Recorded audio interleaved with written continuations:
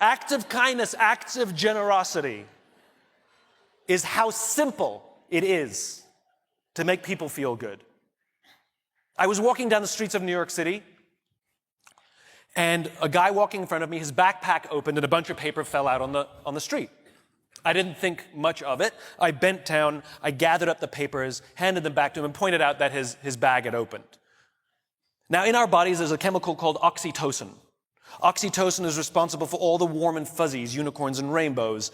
It's responsible for all the warm feelings and connectedness we have with each other. Friendship, love.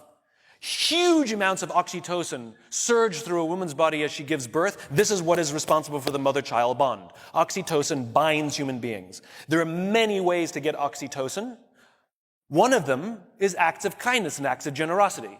It feels good when we do something nice for someone. It feels good when someone does something nice for us.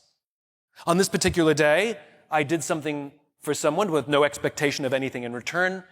I got a little surge of oxytocin. I felt good. He turned to me and he said, "Thank you. It feels nice when someone does something for us with no expectation of anything in return." He felt good.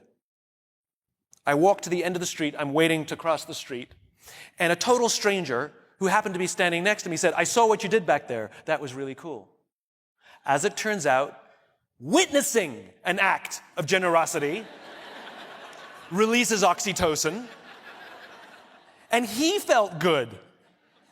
And the best part about oxytocin is the more oxytocin we have in our bodies, the more generous we become.